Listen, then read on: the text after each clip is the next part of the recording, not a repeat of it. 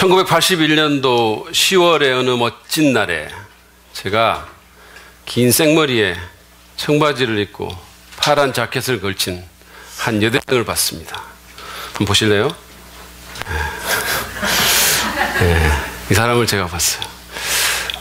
그래서 저는 강렬한 호기심을 느꼈습니다. 이 여인은 누구인가? 이 여인은 무슨 생각을 하는가? 이 여인의 성격은 어떤가? 뭐를 좋아하고 뭐를 싫어하는가? 이 여인의 마음에 들려면 어떤 일을 해야 하는가? 저는 강렬한 탐구에 돌입했고 그로부터 4년 후에 결혼에 골인했습니다. 결혼이나 연애를 한 대부분의 사람들은 아마도 그 대상에 대해서 제가 그랬던 것처럼 이 사람은 누구인가? 라는 그런 질문을 했던 적이 있을 겁니다. 그 질문은 더 깊은 탐구로 여러분들을 이끌었을 것이고, 그래서 결국은 연애에 성공하거나 또는 결혼하게 하거나 또는 그도 차이게 했을 것입니다. 여러분의 배우자나 또는 연애 상대가 될 수 있는 사람에 대해서 이 사람은 누구인가? 라고 질문하는 것은 당연하고 또 필요한 일입니다. 그러나 우리가 그런 질문을 해야 할 대상은 단순히 우리의 결혼 상대자 또는 연애 대상자만이 아닙니다. 이 세상을 산 사람이라면 누구든지 이 사람은 누구인가라고 질문해야 될 한 사람이 있습니다. 그 사람이 누군지 궁금하세요? 그는 바로 예수 그리스도입니다. 인류 역사가 이분의 탄생을 기점으로 AD와 BC로 나눠졌어요. 이분을 제외하고는 인류 역사를 설명하기가 사실상 불가능합니다. 제가 유럽 지역을 여행을 하면서 수많은 건축물들과 예술 작품들을 봤는데 그 대부분은 이 예수님과 직간접적으로 연결이 되어 있는 것들이었습니다. 제가 여행을 하면서 만약에 예수님이 없었다면 지금 이 나라가 이 모습으로 있을 수 있을까라는 생각을 했었어요. 실제로 그 나라들은 예수님과 연관된 그 모든 것들 때문에 막대한 부를 누리고 있는 거예요. 수많은 사람들이 그것을 보기 위해서 가고 많은 사람들의 관심사가 되고 있는 거죠. 그런데 사실은 예수님께서 남기신 것은 단순한 역사적인 물리적인 그런 것들만이 아니라 정신적인 영적인 유산들을 훨씬 더 많이 남기셨습니다. 그래서 H.G. 웰스라는 역사가가 그 예수님에 대해서 이런 말을 했었어요. 들어보십시오. 그리스도인이 아닌 나 같은 역사가가 보기에도, 이분은 그리스도인이 아닌데 나 같은 역사가가 보기에도 불가항력적인 그림이 있다. 그 그림의 중심을 이루는 것은 가장 중요한 인물인 예수의 생애와 성품이다. 역사가들이 한 개인의 위대함을 측정하는 시험은 이것이다. 그러면서 그가 3가지 질문을 했는데 그가 뒤에 남겨 성장하게 한 것은 무엇인가? 그는 사람들을 불러일으켜 새로운 생각을 하게 했는가? 그것이 생명력을 가지고 그가 떠난 후에도 지속되고 있는가? 이 시험으로 보자면 예수는 단연 선두다라고 H.G. 웰스는 말했습니다. 예수는 누굽니까? 오늘날도 인종과 문화와 지역과 계층과 지적인 레벨에 상관없이 전 세계 인구 3분의 1의 경배를 받고 있는 이분은 누굽니까? 이분의 생애와 가르침을 기록한 그 복음서가 오늘날 무려 2,527개 언어로 번역이 됐는데 그 두 번째로 많은 언어로 번역된 60개 언어로 번역된 돈키호테보다 무려 42배의 많은 언어로 번역된 그 정도로 세상에 막강한 영향력을 미치는 이분은 도대체 누굽니까? 이 질문에 대한 답을 찾아내는 것은 굉장히 중요합니다.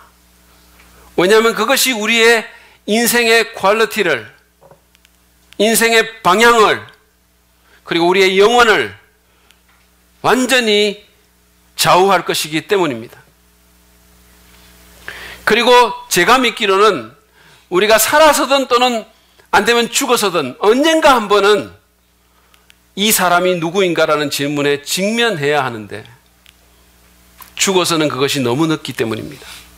그래서 저는 오늘 함께 질문하기를 원합니다. 이 사람은 누구인가? 사도신경의 두 번째 문장은 이 질문에 대해서 성경적인 대답을 제시를 해줍니다. 한번 보실까요? 나는 그의 유일하신 아들 우리 주 예수 그리스도를 믿습니다. 이게 사실 라틴어의 순서대로 하면 예수 그리스도 그의 외아들 또는 그의 유일하신 아들 우리 주를 믿습니다. 이렇게 번역하는 것이 올바른 순서예요. 그래서 이 고백에 근거해서 저는 오늘 여러분과 더불어서 이 예수라는 분이 어떤 분인지 누구인지를 한번 탐구해 보기를 원합니다. 먼저 예수님은 구원자이십니다. 그분은 구원자입니다. 이 예수라는 이름은 하나님께서 구원하신다라는 의미를 갖고 있는 이름이에요. 여러분 구약 때 구약의 인물인 여호수아라는 분 아시죠? 이 여호수아가 히브리어로 된 이름이거든요. 근데 그거를 그리스어로 표기하면 예수가 됩니다. 똑같은 거예요. 근데 이 이름 자체가 예수님은 인류를 구원하기 위해서 하늘로부터 오신 분임을 말해주고 있는 거예요. 복음서에 보면 예수님께서 이렇게 오실 때 먼저 천사가 와가지고 그 수태고지를 해주는데 마리아의 약혼자인 요셉에게 와서 천사가 이 태어날 예수에 대해서 얘기를 하면서 이 예수가 사람들을 구원할 구원자라고 얘기를 합니다. 단순히 그의 이름만이 구원자라는 의미가 아니라 실제로 그 사명과 그 정체성이 구원자라고 얘기를 해줘요. 마태복음 1장 21절 말씀을 보시죠. 마리아가 아들을 낳을 것인데 네 약혼녀가 아들을 낳을 것인데 너는 그 이름을 예수라고 하여라. 그가 자기 백성을 그들의 죄에서 구원하실 것이다. 곧 태어날 이 아기가 그 이름처럼 사람들을 그 죄에서 죄의 영향력과 죄의 형벌에서부터 구원하실 구원자라고 천사가 말을 해준 것입니다. 여러분은 이렇게 사시면서 공경에 처한 적이 있으십니까? 저는 있어요. 굉장히 많아요, 사실은. 제가 한 번은 어떤 지방에 그 강사로 초청이 돼가지고 설교하러 갔는데, 그러니까 그 지리를 잘 모르니까 내비를 켜고 갈 거 아닙니까? 그래서 그 지방에 도착을 해가지고 내비를 켜고 이렇게 가는데 중간에 그 내비가 먹통이 된 거예요. 근데 제가 몰랐어요. 그냥 직진한다 하라 그러니까 그냥 직진하면 되는 줄 알았어요. 가는 중에 먹통이 된 겁니다. 계속 가는데 가도 직진이 이상해가지고 이상해서 보니까 먹통이 된 거예요. 그래가지고 하여튼 그때부터 난리가 난 겁니다. 그래가지고 막 간판 보고 막 난리를 쳐가지고 간신히 딱 그 시간에 거기 도착을 했어요. 교회에 도착을 했어요. 그래가지고 막 가방 들고 막 정말로 미친 듯이 뛰어가지고 예배당에 들어갔는데 그 교회가 아니었어요. 그 교회가 아닌 거예요. 아주 이름이 비슷한 다른 교회였던 거예요. 돌겠더라고요. 정말로 여러분도 아마 그런 어떤 공경에 처한 적이 있을 겁니다. 우리가 정말 다양한 공경에 처해요. 때로는 그것이 경제적인 공경일 수도 있고 때로는 그것이 관계적인 공경일 수도 있어요. 때로는 그것이 질병과 같은 육체적인 어려움일 수도 있고 사고를 만날 수도 있어요. 그러나 여러분 그 모든 공경 가운데 가장 큰 공경은 죄로 인한 공경입니다. 왜냐하면 죄가 우리의 인생에 문제를 일으키는 가장 근본적인 원인이기 때문이에요. 여러분 생각해 보십시오. 탐심이, 교만이, 미움이, 분노가, 성적인 범죄가 우리 인생을 복잡하게 만들고 우리를 무너뜨립니다. 우리를 망가지게 해요. 이 죄가 우리 인생을 어렵게 만들 뿐만 아니라 더 큰 문제는 우리를 하나님의 심판 아래 처하게 만든다는 거예요. 거룩하신 하나님의 심판 아래 있게 된다는 겁니다. 누가 우리를 이 공경에서 건져줄 것입니까? 무엇이 우리를 그렇게 할 겁니까? 정치가도 부자도 의사도 교육자도 변호사도 그 누구도 그렇게 할 수 없어요. 그 누구도. 오직 예수님만이 우리의 죄 문제를 해결해 줄 수 있습니다. 그분만이 우리를 죄에서 구원해 줄 수 있어요. 죄의 영향력으로부터 죄의 형벌로부터 그분만이 구원해 줄 수 있습니다. 그래서 우리가 예수를 믿는 거예요. 혹시 비긴 어게인이라는 영화를 보셨나요? 이게 그 음악 영화인데 사실은 스타 음반 제작자였던 이 남자가 뭐가 이렇게 잘못돼가지고 결국은 자기가 만든 회사에서부터 쫓겨나고, 음반 회사에서 쫓겨나고, 그리고 가정도 아주 복잡하게 돼가지고 부인하고 이혼당하고, 아주 그런 정말 이렇게 망가진 그런 중년 남자예요. 근데 이 남자가 자기가 이제는 더 이상 헤어날 길이 없다고 생각한 거죠. 자기 딸이 하나 있는데 딸도 막 10대 빗나가고 자기 아빠 인정도 안 해주고, 그래서 살 의미가 없어진 거예요. 그래서 이 사람이 술 한잔 먹고 자살하려고, 죽으려고 뮤직바에 들어갑니다. 그 들어갔던 그 뮤직바에서 한 아마추어 싱어송라이터가, 여잔데 자작곡 노래를 부르는 걸 듣게 돼요. 술을 마시면서. 이거 마시면 이제 죽을 건데. 근데 이 사람이 그걸 듣다가 그 음악에서, 그 노래에서 희망을 발견합니다. 그래가지고 그 여자를 설득해가지고 밴드를 결성해서 성공합니다. 그리고는 그 밴드에 이 여자의 영향력을 이용해서 자기 그 빗나간 딸을 끌어들여요. 그래서 그 딸과의 관계도 회복합니다. 그리고는 이렇게 막 이 여자하고 거의 연애할 뻔 하다가, 바람할 뻔 하다가 다시 또 본부인하고 이렇게 잘 돼가지고 가정도 회복해요. 그래서 노래 하나가 죽으려던 이 사람을 살리고 가정도 회복시킨다는 그런 얘기예요. 제가 이 영화를 보면서 이 영화가 단순히 음악 영화가 아니라 이거는 신학적인 주제를 다루는 영화다, 이거는 구원론을 다루고 있다, 이런 생각을 했었어요. 여러분, 이 영화의 부제가 제가 보니까 그러니까 이렇더라고요. Can a song save your life? 노래가 당신의 인생을 구할 수 있습니까? 구원할 수 있습니까? 영화의 대답은 그렇다라는 거예요. 그럴 수 있겠죠. 그럴 수 있겠죠. 노래가 어떤 사람에게 좋은 영향을 줄 수 있고 그 사람을 일시적으로 공경해서 구원할 수도 있을 것입니다. 그러나 노래는, 또는 그 어떤 것도 마찬가지인데, 우리를 죄로부터는 구원할 수 없습니다. 인생의 근본 문제인 죄로부터 노래가 우리를 구원할 수 없어요. 노래는 우리에게 지속적으로 도덕적인 영향을 끼치지도 못하고, 노래 아니라 다른 것도 마찬가지예요. 그리고 무엇보다도 죄의 형벌로부터 우리를 구하지 못합니다. 이 남자는, 영화에 나왔던 그 남자는 해피엔딩으로 끝났지만 아마 그 뒤에 또 다른 죄를 지을 수 있고, 그래서 예전보다 더 삶이 엉망이 될 수도 있습니다. 노래가 아니에요. 교육이 아닙니다. 도덕도 아니에요. 오직 예수만이 사람들을 죄의 영향력과 형벌로부터 구원할 수 있습니다. 오직 예수님만이 그렇게 할 수 있어요. 여러분, 혹시 죄 문제로 고민하고 계십니까? 죄책감에 시달리시나요? 죄의 형벌에 대한 두려움이 있습니까? 나는 네가 지난 여름에 한 일을 알고 있다, 이런 거 들으면 막 깜짝깜짝 놀라십니까? 죄의 힘에 언제나 눌리고 패배하시나요? 이기고 싶은데 언제나 패배하십니까? 예수님을 믿고 의지하십시오. 그분의 자비와 은혜를 붙드시기를 바랍니다. 그분의 능력과 도움을 요청하십시오. 그분밖에는 답이 없어요. 만약에 여러분들 가운데 지금까지 교회는 나왔지만 한 번도 예수를 나를 죄로부터 구원하실 구주로, 내 개인의 구주로 받아들인 적이 한 번도 없다면, 영접하고 믿은 적이 한 번도 없으시다면 이 시간에 자신이 죄인임을 고백하고 그리고 예수 그리스도를 내 개인의 구주로 믿으시길 바랍니다. 죄로부터 돌이키고 그분을 믿으십시오. 거기서부터 진정한 신앙생활이 시작되는 거예요. 그게 예수 믿는다는 것의 가장 본질적인 의미입니다. 여러분, 우리가 예수 믿는다는 게 그냥 무슨 주일날 성수하는 거, 또는 뭐 기독교 문화에 익숙해지는 것, 또는 무슨 방언하는 것, 환상, 이런 게 아니에요. 우리가 예수 믿는다는 것은 나를 죄로부터 구원하실 예수를 믿는다는 뜻이에요. 가장 본질적으로. 그 예수를 믿으십시오. 예수님은 우리를 죄로부터 구원하시는 구주이십니다. 구원자이십니다. 예수님은 누구입니까? 예수님은 구원자입니다. 그것이 그분의 가장 본질적인 정체성이에요. 뿐만 아니라 예수님은 그리스도이십니다.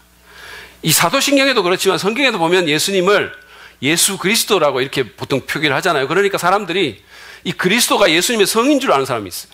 그러니까 예를 들어서 마이클 잭슨 그러면 마이클이 성이고 잭슨이 마이클 이름이 잭슨이 성인 것처럼, 또는 뭐 뒤집어서 우리 한국적으로 생각하면 예수가 남궁옥분처럼 성이 두 자고 뭐 그리스도가 이름이 네 자고 이렇게 생각하는 사람이 있어요. 근데 여러분 그렇지 않습니다. 예수 그리스도라고 할 때 그리스도는 그분의 직위를 나타내는 단어예요. 그러니까 박근혜 대통령 할 때 그 대통령이라는 말처럼 예수 그리스도라는 것은 예수님의 타이틀을 말하는 겁니다. 혹시 이거 처음 아셨어요? 아무한테도 말하지 마시고. 그리스도라는 용어는요, 이게 그리스, 헬라어거든요. 근데 여러분이 아마 잘 아시는 메시아라는 히브리 말하고 똑같은 거예요. 그러니까 메시아를 번역하면 그리스도입니다. 그리스 말로. 근데 이 말의 의미가 뭐냐면 기름 부음을 받은 자라는 뜻이에요.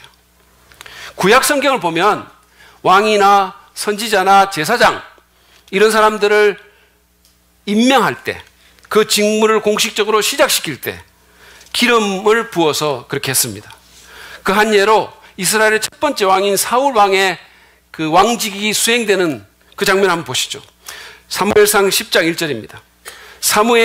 선지자인 사무엘이 기름병을 가져다가 사울의 머리에 붓고 그에게 입을 맞춘 다음에 이렇게 말하였다. 주님께서 그대에게 기름을 부으시어 주님의 소유이신 이 백성을, 이스라엘을 다스릴 영도자로 세우셨습니다. 그러니까 이 기름 부음이라는 것은 하나님께서 그들을 그 직위로 부르셨다는 것을 공포해주는 상징적인 행위였던 것입니다. 예수님이 그리스도라는 말은, 그러니까 예수님 당시에 사람들이 메시아를, 그리스도를 앙망했다는 것은 어떤 한 사람이 구약의 기름 부음을 받는 선지자, 제사장, 왕이라는 그 삼중직, 그 직분을 다 갖고 오시는 분을 기다렸다는 의미예요. 그러니까 예수님이 그리스도라는 말은 그분이 선지자요, 제사장이요, 왕이다라는 의미입니다.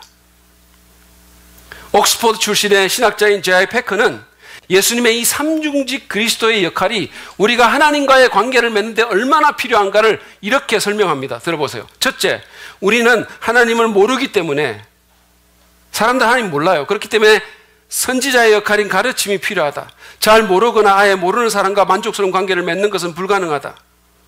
둘째, 우리는 하나님과 멀어졌기 때문에, 모를 뿐 아니라 멀어졌기 때문에 제사장의 역할인 화해가 필요하다.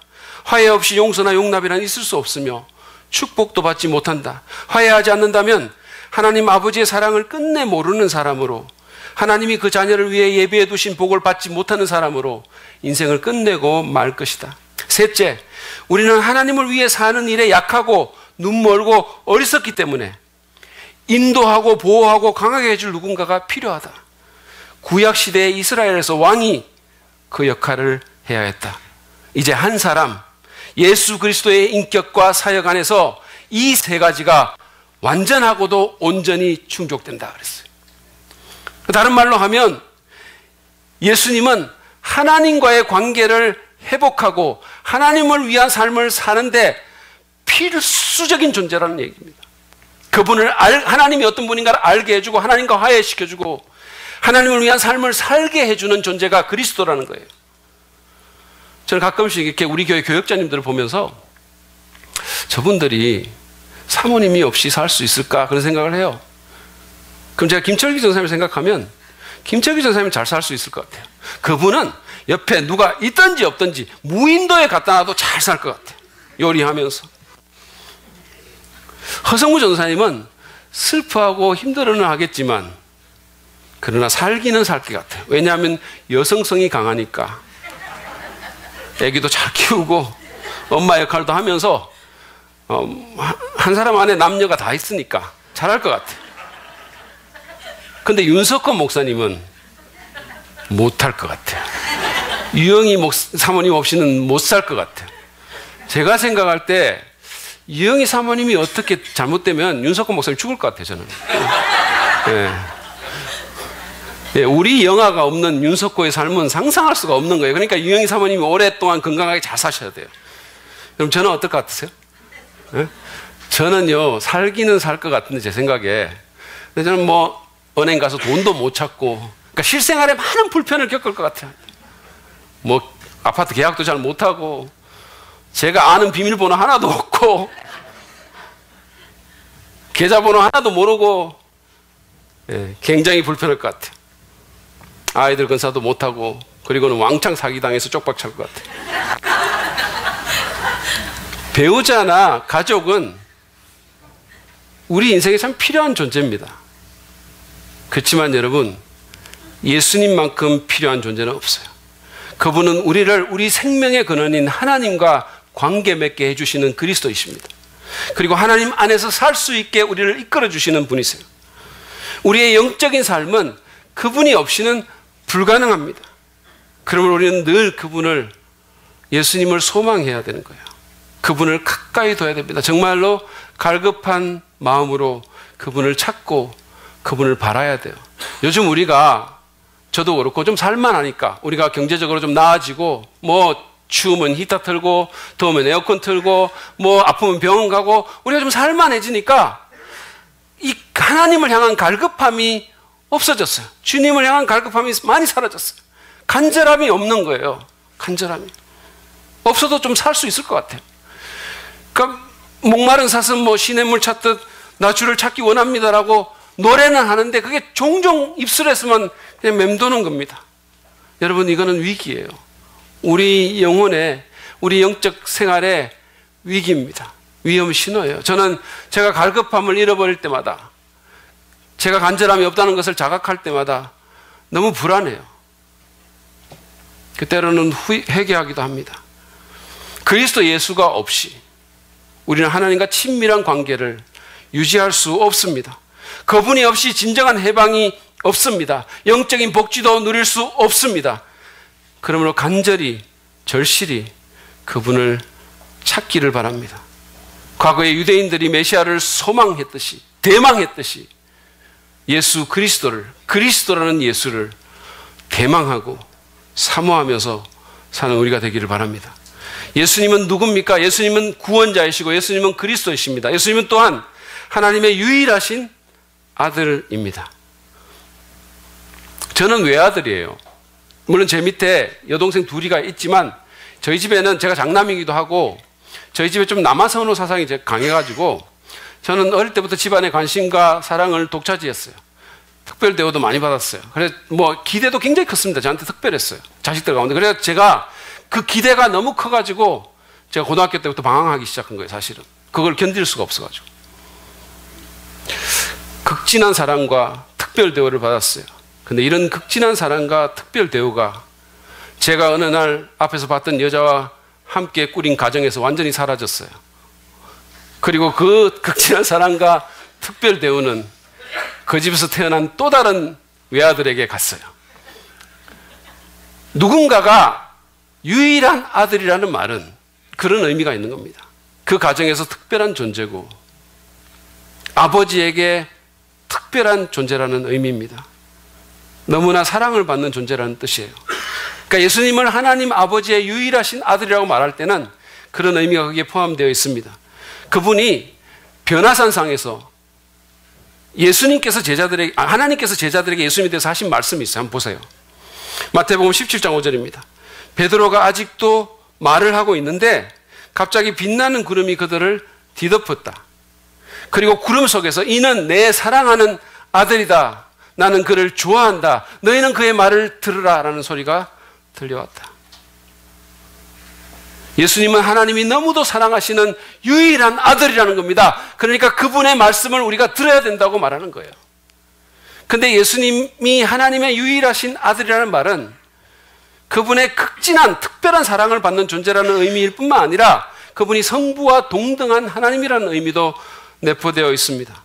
요한복음 10장에 보면 예수님께서 선한 목자의 그 얘기를 하시는 게 나와요. 근데 거기 보면 예수님이 자기 자신을 이끌어서 나는 선한 목자다라고 말을 합니다. 유대인들은요, 시편 23편을 통해서 여호와가 나의 목자라는 걸 계속해서 알아왔는데 이 예수라는 사람이 어느 날 여호와 하나님이 목자가 아니라 자기가 선한 목자라고 하니까 기분이 나빠지는 거예요. 긴장하는 거예요. 얼굴의 표정이 굳어집니다. 근데 이 기분 나쁜 느낌이 이 예수라는 사람이 나와 아버지는 하나다라고 말할 때 현실로 드러난 거예요. 뭐야 이거? 나와 아버지는 하나다 이렇게 말하는 거예요. 내가 아들인데 아버지하고 똑같다 이렇게 말하는 거죠. 그래서 신성모독죄로 예수를 돌로 치려고 했어요. 사실은 이것뿐만이 아닙니다. 요한복음 5장 21절에서 23절을 보면 예수님은 더 직접적으로 이 사실을 말씀하세요. 한번 보십시오. 아버지께서 죽은 사람들을 일으켜 살리시니 아들도 자기가 원하는 사람들을 살린다. 아버지께서는 아무도 심판하지 않으시고 심판하는 일을 모두 아들에게 맡기셨다. 그것은 모든 사람이 아버지를 공경하듯이 아들도 공경하게 하려는 것이다. 아들을 공경하지 않는 사람은 아들을 보내신 아버지도 공경하지 않는다. 아들이 참 신이신 아버지와 똑같은 존재라는 사실을 이 말씀보다 더 명확하게 어떻게 말하겠어요? 예수님은 아버지의 특별한 사랑을 받고 있는 독생자일 뿐만 아니라 아버지와 본질이 같은 하나님이십니다. 그것이 유일하신 아들이라는 말에 포함되어 있는 의미입니다. 그리고 그것이 예수님께서 직접 자신에 대해서 하신 말씀이에요. 어떤 사람들은 예수님을 나는 예수님을 세계 4대 성인 중에 한 분으로는 믿겠지만 하나님으로는, 하나님의 아들로는 못 믿겠다 이렇게 말하는 분이 있어요. 제가 미국에서 공부할 때 제가 섬기던 교회에 아주 명문대를 나오고 멋지게 차려입은 그런 여자분이 계셨는데 그분이 그랬어요. 그분은 예수님 너무 멋져 이런 말을 굉장히 자주 했어요. 근데 알고 보니까 예수님을 자기 인생의 롤모델로 생각하는 거지 예수님을 하나님으로 믿지는 않는 거예요. 이거는 이슬람도 마찬가지입니다. 여러분 무슬림한테 물어보세요. 그들은 예수님 믿는다고 말해요. 근데 그들이 믿는 예수는 하나님이 아니고 그냥 선지자예요. 속지 마시기를 바랍니다. 자유주의 신학자들 중에 유니테리언들이 있는데 하버드 신학교를 중심으로 해가지고 그 유니테리언들이 있는데 이 사람들도 마찬가지예요. 그들은 예수를 인류의 위대한 스승이라고 말하지만 하나님으로는 안 받아들이는 겁니다. 근데 여러분 그게 과연 그런 선택이 가능할까요? 영국의 유명한 기독교 변증가인 C.S. 루이스가 순전한 기독교라는 책에서 이런 말을 했습니다. 들어보십시오. 만약에 그저 인간일 뿐인 어떤 사람이 예수께서 하신 말을 했다면, 자기가 하나님이라고 말을 했다면 그는 결코 위대한 도덕 선생이 아닐 것이다. 그는 스스로를 삶은 달걀이라고 말하는 자처럼 정신병자이거나 사악한 거짓말장인 지옥의 악마일 것이다. 당신은 양자택일을 해야 한다. 이 사람은 하나님의 아들이었고 지금도 하나님의 아들이시다라고 하든지 아니면 그는 미친 사람이거나 그보다 더 나쁜 사람이라고 하든지. 그러나 그분이 위대한 인간 교사라는 식의 생색내는 듯한 헛소리를 하지는 말자. 그분께서는 우리에게 이러한 선택의 여지를 남겨두지 않으셨다. 그분께서 그렇게 의도하지도 않으셨다. 이제 선택은 명백해 보인다. 그는 미친 사람도 아니고 그냥 우리의 친구도 아니다. 그러므로 그것이 아무리 이상하거나 있을 수 없는 일인 것처럼 보여도 나는 그분께서 하나님이셨고 지금도 하나님이시라는 견해를 받아들일 수밖에 없다 했어요. C.S. 루이스는 옥스포드에서 박사학위를 한 굉장히 똑똑한 사람입니다. 옥스포드와 케임브리지에서 둘 다 교수를 했던 굉장히 유명한 교수였어요. 그렇지만 그가 논리적으로 이 예수라는 분의 말을 들어보니까 선택은 둘밖에 없는데 정신병자거나 사기꾼이거나 아니면 하나님의 아들이거나. 하나님의 아들 예수는 우리에게 선택을 요구합니다. 그가 말한 것처럼 그를 하나님의 아들로, 아니 하나님으로 받아들이든지 아니면 정신병자나 영적인 사기꾼으로 내쳐버리든지 둘 중에 하나입니다. 선지자니 무슨 위대한 도덕교사니 우리의 친구니 세계 4대 성인 중에 한 분이니 이런 식의 어정쩡한 선택의 여지를 예수님 자신이 남겨두지 않으셨다는 거예요. 여러분이 예수님이 진짜 인생이 너무 좋아가지고 정말 도덕적이고 정말 괜찮으면 그분은 하나님이세요. 다른 선택은 있을 수가 없습니다. 여러분 기억하십시오. 예수님은 성부 하나님과 동등한 하나님의 아들이십니다. 우리는 그분의 말씀을 들어야 돼요. 그리고 그분을 예배하고 내 삶을 통해서 그분의 명성을 드높이고 그 이름을 전파해야 됩니다. 마지막으로 예수님은 주님입니다. 그분은 그리스도이시고 유일하신 하나님의 아들일 뿐만 아니라 그분은 주님이십니다. 사도신경은 예수님이 하나님의 유일하신 아들이라고 말할 뿐만 아니라 우리 주 예수 그리스도라고 말을 함으로써 예수가 주님이심을 분명히 말하고 있어요. 이 주님이라는 말은 그 당시에 그리스어로 퀴리오스라는 말인데 이게 사실은 신약 성경이나 신약 성경에서만 쓰일 뿐만 아니라 당시 로마 세계에서 굉장히 자주 쓰이던 말이었어요. 이 큐리오스라는 말이. 이거는 절대적인 통치자라는 의미를 지니고 있습니다. 그러니까 예수님이 주라고 한다는 것은 그분이 온 우주의 주권자이며 절대적인 통치자라는 뜻입니다.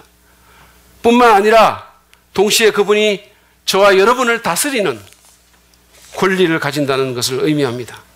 바로 로마서 10장 9절에서 예수를 믿는다는 것은 바로 예수가 주님이심을 받아들인다는 것을 의미한다고 말합니다. 보십시오. 당신이 만일 예수는 주님이라고 입으로 고백하고 하나님께서 그를 죽은 사람들 가운데서 살리신 것을 마음으로 믿으면 구원을 얻을 것입니다. 마음으로부터 예수가 나의 주님, 즉 나의 통치자임을 믿고 그 믿음을 입술로 고백해야 한다라고 말을 하고 있는 거예요. 사실 우리 한국 기독교인들이, 그리스도인들이 이 예수님에 대해서 주라는 말은 굉장히 잘해요. 어떤 분들은 기도하는 중에 이렇게 추임새처럼 주여, 주여 이렇게 하는 분이 있어요. 어떤 분들은 좀 안 좋은 일이 생길 때 이 말을 합니다. 재수 없는 일이 벌어졌을 때. 예전에 저희 신학교에 한 직원은 계산이 틀릴 때마다 오 주여 이렇게 말했어요. 계산이 틀릴 때마다. 우리 아들인 하늘이는 어릴 때 예수님 사진을 이렇게 보고는, 그림을 보고는 아빠 얘가 예수님이야? 이렇게 말한 적도 있어요. 근데 어린애들은 그렇게 말할 수 있겠죠. 근데 어른들이 예수가 주라는 말을 너무 함부로 하는 거예요. 너무.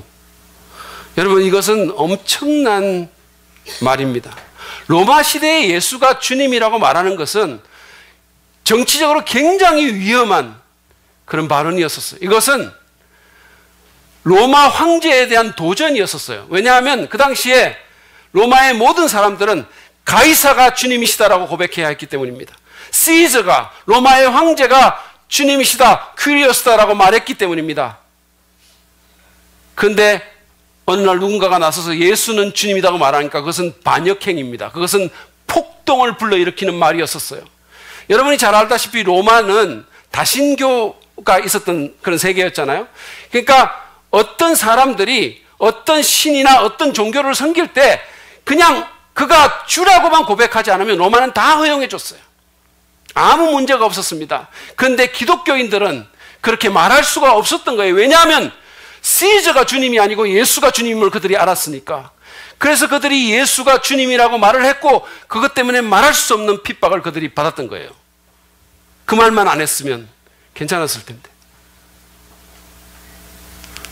예수님은 여러분의 주님이십니까? 말로만이 아니라 실제로 그분에게 여러분을 다스릴 권리를 드렸습니까? 말로는 예수님을 주라고 하면서 여전히 내가 내 인생의 주권자가 아닙니까? 여전히 내가 내 인생의 운전대에 앉아가지고 막 운전하고 있는 거 아닙니까? 사실은 초보 운전자면서 인생이라는 길을 가본 적도 없으면서 내가 제일 잘하는 것처럼 거기 앉아가지고 운전대 쥐고 그러고 살지는 않습니까? 최근에 이 조현아 씨 땅콩 해양 사건 때문에 우리 사회에 이 갑질 논란이 많이 퍼졌잖아요. 그죠? 근데 여러분, 그게 그분만의 문제일까요? 우리는 어딘가에서 누군가에게 갑질을 하지는 않습니까? 그런 것 같아요. 제가 보니까. 그런 것 같아요. 비난하는 그 사람들도 누군가에게 어딘가에서 갑질하는 행위를 하는 거예요. 그래서 백화점 주차 요원을 무릎 꿇리고, 그래서 식당에서 종업원들한테 험한 소리 하고, 그래서 부하 직원들한테 소리뭉치 던지는 거예요. 그냥. 제가 이런 걸 보면서, 이런 일련의 사건들을 보면서 우리 안에, 제 안에, 여러분 안에 자기가 왕이 되고 싶은 그런 욕구가 숨어 있구나라는 생각을 했어요. 그래서 우리가 우리의 작은 세계에서, 이를테면 가정이라든지 아니면 무슨 회사 사무실이라든지 아니면 교회당이든지 아니면 쇼핑몰에서 우리가 그 짓을 하는 겁니다. 내 왕권을 행사하려고 하는 거죠. 내 마음대로 하고 싶은 거예요. 반항하고 싶은 거예요. 이런 성향은 우리 신앙에도 예외가 아니어서, 그래서 우리가 예수를 주님이라고 그렇게 고백하고 그렇게 믿는 것이 그렇게 힘든 거예요. 말로는 주라고 하는데 그분의 통치를 거부하고 그분의 말씀에 순종하지도 않는 겁니다. 종종. 그리고 내 판단대로 하는 거예요. 영역을 나눠놓고 어떤 영역은 그냥 이거는 뭐 그냥 뭐 하세요 이렇게 하고 어떤 영역은 절대로 못 건드리게 하는 거예요. 하나님 이거는 주님도 안 됩니다 이렇게 말하는 거예요. 주님 다른 거는 괜찮은데 내 돈 쓰는 거는 간섭하지 마세요. 경제적인 영역은 사절입니다. 그렇게 말하는 거예요. 그분의 말씀이 나를 판단하게 하기보다는 내가 그분의 말씀을 판단하는 거예요. 토마스 제퍼슨이 가위를 갖고 자기 마음에 안 드는 성경 구절 막 잘라낸 것처럼 우리도 우리 마음의 가위로 마음에 안 드는 건 잘라버리는 거예요. 여러분 생각해 보십시오. 누가 주님입니까? 누가 중심에 있습니까? 누가 운전합니까? 예수님입니까? 아니면 나 자신입니까? 정직하게 돌아보면 내가 주님이 돼서 예수님을 하인이나 심부름꾼 취급을 하는 경우가 적지 않아요. 정말로 그걸 인정하지 않을 수가 없는 것 같아요. 고통스럽지만 그런 일이 너무 많은 거예요. 근데 그게 너무 또 문제를 많이 일으키는 거예요. 그럼에도 끝까지 내가 내 마음대로 하려고 하는 거죠. 심지어는 자기 뜻대로 안 되면 주님을 위협하기까지 하는 거예요. 주님, 요즘 주님 좀 잘못하시는 것 같아요. 주님 내가 하는 거 보니까 정말 마음에 안 드는데 계속해서 이렇게 하면 헌금 끊습니다.